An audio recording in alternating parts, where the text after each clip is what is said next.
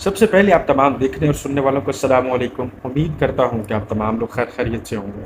اے پیغمبر ان سے کہو کہ بھلا میں تم کو ایسی چیز بتاؤں جو ان چیزوں سے کہیں اچھی ہو۔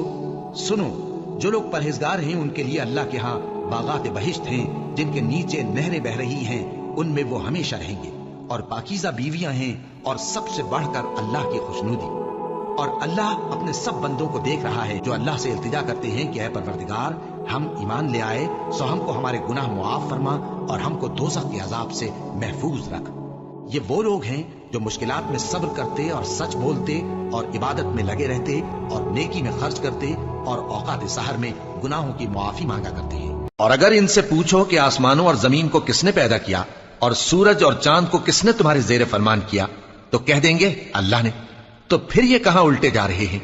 اللہ ہی اپنے بندوں میں سے جس کے لیے چاہتا ہے روزی فراخ کر دیتا ہے اور جس کے لیے چاہتا ہے تنگ کر دیتا ہے۔ بے شک اللہ ہر چیز سے واقف ہے۔ اور اگر تم ان سے پوچھو کہ آسمان سے پانی کس نے برسایا، پھر اس سے زمین کو اس کے مرنے کے بعد کس نے زندہ کیا، تو کہہ دیں گے کہ اللہ نے۔ کہہ دو کہ اللہ کا شکر ہے، لیکن ان میں اکثر نہیں سمجھتے۔ اور یہ دنیا کی زندگی تو صرف کھیل اور تماشا ہے، اور ہمیشہ کی زندگی کا مقام تو آخرت کا گھر ہے۔ کاش یہ لوگ سمجھتے۔ کیا یہ سب سننے کے بعد آپ کو ابھی بھی یہ لگتا ہے کہ اشرف المخلوقات میں سے ایک شخص نبی بھی نہیں ہے، صحابی رسول صلی اللہ علیہ وآلہ وسلم بھی نہیں ہے؟ آپ علیہ السلام اور صحابہ کرام کے تقریباً 300-400 سال بعد ایک ایسی مخلوق نکلتی ہے اس دنیا کے اندر جو کہ ہے نبی علیہ السلام کی ہی امت، لیکن وہ اپنے بارے میں یہ کلیم کرتے ہیں کہ یہ جو اللہ پاک نے چاند بنایا ہے نا، یہ چاند بھی مجھ سے پوچھ کے نکلتا ہے۔ یہ جو سورج دیکھ رہے ہو نا، جب بچے چھپن چھپائی کھیلتے ہیں تو میں اس کے اندر جا کے چھپ جاتا ہوں۔ یہ چاند ستارے، یہ دنیا اور یہ جتنے سیارے ہیں، یہ سارے میری ہتھیلی کے اوپر، میں جب چاہے ان کو دیکھ سکتا ہوں، میں جو مرضی چاہے کر سکتا ہوں۔ مجھے اللہ نے ایسا پروٹوکول عطا کیا۔ اللہ تعالیٰ ہر جگہ ہے، یہ کہنا کیسا؟ یہ کفر ہے، کیونکہ جب اس کو ہم نے کہہ دیا کہ اللہ تبارک و تعالیٰ ہر جگہ ہے تو اس کا مطلب ہم نے اللہ تبارک و تعالیٰ کے لیے مکان مانا۔ بعض لوگ یہ بھی اعتراض کرتے ہیں کہ بھائی حاضر ناظر تو اللہ کی ذات ہے، بھائی حاضر ناظر تو اللہ کی ذات ہے، یہ بھی ان کے ذہن میں ہوتا ہے۔ تو صحیح جو بات ہے حضرت یہ ارشاد فرما دیں۔ بعض لوگ یہ کہتے ہیں کہ اللہ رب العالمین کی ذات حاضر و ناظر ہے، اور تم حضور کو مانتے ہو۔ فرمایا کہ اللہ تبارک و تعالیٰ کی شان کے لائق ہی نہیں ہے یہ جملے کہنا۔ حاضر اور ناظر کا جملہ جچتا ہی ذات مصطفیٰ پر ہے۔ یہ قرآن کی آیت سننے کے بعد ابھی بھی آپ کو ایسا ہی لگتا ہے کہ اللہ پاک نے اپنے ان تمام معاملات کے اندر اشرف المخلوقات کا ہاتھ ہوگا؟ ایسی احمقانہ آپ لوگوں کی سوچ ہے۔ مردوں کو زندہ کر دیں، جب عیسیٰ علیہ السلام کر سکتے تھے تو ہم بھی کر سکتے ہیں، ہمارے بزرگ بھی کر سکتے ہیں۔ قبروں میں اتر کے فرشتوں سے پھڈے لے لیے، ان کو بخشوا رہے ہیں وہاں کھڑے ہو کے۔ خود فرشتوں پہ دعویٰ بھول دیا، اشرف المخلوقات نے آسمانی بجلیوں کو لوٹے میں قید کیا۔ یار اتنی احمقانہ سوچ کے مالک ہے، مطلب آپ تھوڑا سا سوچ کو دوڑانا ہی نہیں چاہتے، سمجھنا ہی نہیں چاہتے۔ اگر آپ قرآن کو سمجھے پڑھیں، آپ کو ان مولویوں پر ہنسی آئے گی۔ یہ تو کتنے بے وقوف لوگ ہیں جو اللہ کے ساتھ لوگوں کو شریک کرتے ہیں، اشرف المخلوقات کو شریک کرتے ہیں، انسان کو شریک کرتے ہیں جس کی اتنی اوقات نہیں کہ ایک قبر کے اندر موجود جو شخص لیٹا ہے اس کی حالت دیکھ کر بتا دے مٹی کے اوپر سے کہ کیا ہو رہا ہے اس کے ساتھ۔ اتنی اوقات نہیں ہے اس کی، اور وہ سیارے اپنے ہاتھ اور مٹھی میں رکھے۔ ولایت چھین لینے کا حق بھی اللہ نے غوث اعظم کو عطا فرمایا۔ ایک شخص سرکار غوث اعظم کی خانقاہ کی چوکھٹ پہ پڑا ہوا ہے، وہ آہوزاری کر رہا ہے۔ کوئی آتے ہیں تو ان سے کہتا ہے میری سفارش کر دو، عبد القادر جیلانی سے کہتے مجھے معاف کر دے۔ غوث پاک نے کسی نے کہا حضور وہ جو چوکھٹ پہ پڑا ہوا بندہ آپ معاف فرما دیں۔ غوث پاک نے فرمایا جا میں نے اس کو معاف کیا۔ اتنا کہنا تھا کہ وہ شخص ہوا میں اڑنے لگا۔ دیکھنے والے کو حیرت ہوئی، اچھا غوث اعظم سے سرکار یہ تو ہوا میں اڑا ہے، تو کیا سمجھا کون تھا تجھے معلوم ہے؟ وہ اپنے وقت کا ابدال چوکھٹ پہ اس لیے پڑا ہوا تھا کہ وہ ہوا میں اڑتے ہوئے جا رہا تھا۔ میری خانقاہ آئی کہ اوپر سے اڑنے لگا کہ میں بھی ولی یہ بھی ولی، تو میں ان کی خانقاہ کا ادب کیوں کروں؟ تو میں نے اس کو پٹک کے یہاں گرا دیا۔ ان ملاؤں نے تو ڈرایا ہے آپ لوگوں کو۔ دین کے قریب تو کیا کرنا تھا، اپنے پیروں فقیروں کے قریب کیا، اور جو در حقیقت دین اسلام تھا، دین اسلام کی خوبصورتی تھی، ان سے آپ کو دور کر دی۔ کیا کہہ کے کہ اللہ بہت غضبناک، پیروں کے وسیلے سے جاؤ گے، ان کے وثوق سے جاؤ گے تو بخشش ملے گی، ڈائریکٹ جاؤ گے اللہ ختم کر دے گا، اللہ قبول ہی نہیں کرے گا، منہ پہ تمہاری عبادتیں اور دعائیں ماری جائیں گی۔ اور اللہ قرآن میں کیا کلام کر رہا ہے؟ اے پیغمبر ان سے کہہ دو میں ان سے بہت پیار کرتا ہوں جو متقی پرہیزگار ہیں۔ کس چیز کی پرہیزی؟ زنا، چوری چکاری؟ سب سے پہلے وعدہ لا شریک کے ساتھ کوئی دوسرا مددگار ہے ہی نہیں، ننگی تلوار کی طرح توحید ہے، اور آپ اس کے ساتھ شریک کر رہے ہیں اوس کتب ابدال اور فلاں اور فلاں۔ جب رات کو سونے لگو نا، آج رات تو ایک لمحے کے لیے آسمان کی طرف دیکھنا اور سوچ رہا ہے کہ کیا کوئی انسان جو کہ جسم رکھتا ہے، کیا اس میں اتنی طاقت ہے کہ چاند سورج میں چھپ جائے، یا اس پوری کائنات میں اس کا کوئی رول ہو، یہ ٹکڑا اس نے بنایا ہو، ایک ولی یا پیر ہوتے ہو؟ سوچئے گا ضرور۔ آپ نے ہندا نامی عورت کو سنا تھا، سیدنا امیر حمزہ رضی اللہ تعالیٰ عنہ کو انہوں نے کلیجے کو چبا دیا۔ وہ جو چچا جان جن سے بڑی محبت کیا کرتے تھے، وہ چچا جان جن سے بڑی محبت کرتے تھے، حضور نے فرمایا اے چچا جان آپ میرے بہت ایسے عظیم چچا ہیں جن سے میں بڑی محبت کرتا ہوں.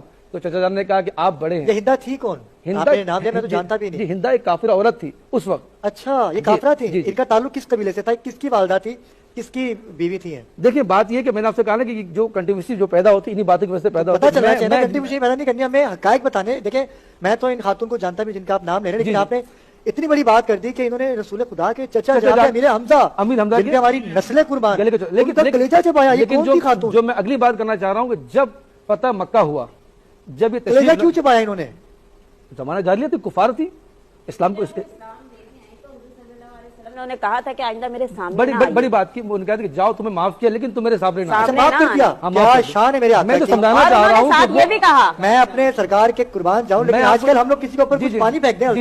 میں جو سمجھانا چاہ رہا لڑنے کے لیے کھڑا ہو جاتا ہوں، ہے. سمجھانے کا مقصد یہ کہ جب اتنے بڑے کفار جب اسلام لے کر آ گئے تو آقا نامدار صلی اللہ علیہ وسلم نے معاف فرما دیا. تو ہم آپ کی کیا ضرورت ہے کہ معاف فرمایا، لیکن انہوں نے کہا کہ میرے سامنے نہ آئیے گا. اب اگر آپ اس شخص کے حولیے پہ غور کریں، یہ جو اینکر کے سامنے مولوی بیٹھا ہوا ہے جس نے یقیناً آج تک کوئی حلوہ، کوئی کل، کوئی میلاد، کوئی عرس مجھے نہیں لگتا کہ کبھی اس نے چھوڑا ہو ماشاءاللہ سے، جس طرح سے اس کی جسامت ہے. اس بھائی صاحب نے نام لیا ہے ہندا، ایک کافرہ عورت تھی فتح مکہ سے پہلے. اس نے آپ علیہ السلام کے سگے چچا حضرت امیر حمزہ رضی اللہ تعالیٰ عنہ کا کلیجہ چبایا تھا. جب ہندا اسلام لے آئی جو کہ ابو سفیان کی زوجہ تھی، جب وہ ایمان لے آئی تو اب دیوبندی حضرات، بریلوی حضرات، اہل حدیث حضرات وہ یہ کہتے ہیں کہ حضرت ہندا رضی اللہ تعالیٰ عنہا، تو آپ علیہ السلام نے ان کے اسلام لانے کے بعد ان سے یہ کہا کہ تم میرے سامنے مت آنا، میں نے تمہیں معاف کر دیا. اب یہ جو نام ہم نے لیا ہندا، جو کہ ان کے اپنے بریلوی مولوی نے، جو کہ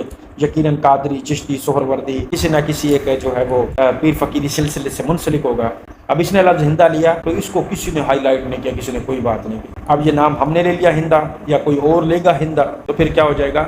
انہوں نے صحابہ کرام کی گستاخی کی ہے، ان پہ 295C اور یہ لگنا چاہیے. تو آپ کے اپنے جو پٹھو مولوی ہیں حلوہ خور، ان کے حوالے سے آپ لوگوں کا کیا موقف ہے؟ تو یہ اتنی لمبی چوڑی گفتگو کا مقصد اور مطلب یہی ہے کہ آپ کمنٹ میں مجھے ضرور بتائیے گا کہ کوئی اور اگر کسی صحابی کے حوالے سے بات کرے جو کہ آپ کے فرقے سے نہیں ہے تو وہ ہے گستاخ صحابہ اور گستاخ اہل بیت بھی. اور اگر کوئی آپ کے اپنا فرقے والا لے لے تو آپ لوگوں کے کان میں روئی ہوتی ہے یا انگلیاں دے کے بیٹھے ہوتے کہ یار نہیں یہ ہمارا اپنا بندہ ہے، اس کو چھوٹ اور معافیا جو مرضی بولتا ہے بولے. اس چیز کا جواب کمنٹ میں ضرور دیجیے گا. میں 40 سال تو حضور دی محفل پڑھتا بتا کوئی پتہ میں ثابت کر رہے الحمدللہ میں پورے علاقے میں نہیں پورے پاکستان میں پڑھتا بتا، لیکن دوسرا میرے بھائی کھڑے ہوتا ہے، دوسرا میری عزت کا مذاق اڑاؤ. ویڈیو دیکھتے گند پڑھن کہنا ویسے نہیں پڑھتے. اللہ تاری حیاتی کرے اور کہنا پڑھن نہیں غلط علاج دینے میں کیول بدبوئی تو کھاندی ہے سب بدبوئی تو کھاندی ہو پر صفائی کرے پر کیا کما دوں سائیں تمہاری بہن بناؤ سے بناؤ ویڈیو کر جب کیا ہے سائیں اسٹیٹ گانا آئی ہیلمٹ چاہ دے اسٹینڈ صحیح اور ہوندا سائیں اسٹینڈ اور ایک لگا ہوندا کار صاحب بنا لا یہ گال نہ کرو. اللہ پاک کی رحمت ہے، حضور کا صدقہ، حضور کا گنگان ہے، حضور نے بڑے ہیں ان کا سرکاری عزت کرنے میں ہن بن جاؤ جاؤ کہ ہمارے بجے نہ یار بندہ بول لے بال سے میں نے ویسے پر اسٹینڈ کا نہیں ابھی اس کی جگہ آپ کی چاہ گیا ہاں جی بجے سے والا کی کروں گا ہاں حضور نہ غلط والے ایسا تو ہونٹ ہے پے وچ بعد سے کیوں اللہ کمال تک کرے سب دارا دوسرے کرے ڈاکو صاحب جاؤ جی چل مار کے مارو ایک مارو جاؤ صحیح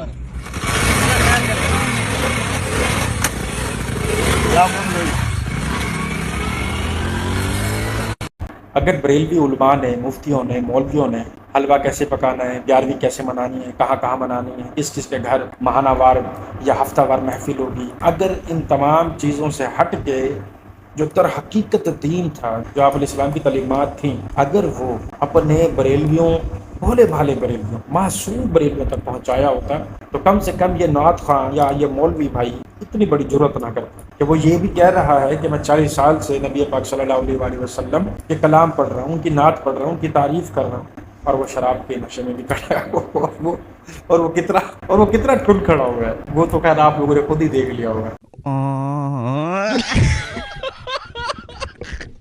अल्लाह हिदायत दे यार। आप लोग हमारे भाई हैं, कोई दुश्मन नहीं है, बस कोशिश करें कि वो अपनी भोली भाली आवाम तक पहुंचाए जो इधर हकीकत दीन है, वरना इस तरह के जहाज जो है ना वो मार्केट में बहुत आएंगे। अल्लाह हामी नासिर, अल्लाह हिदायत दे।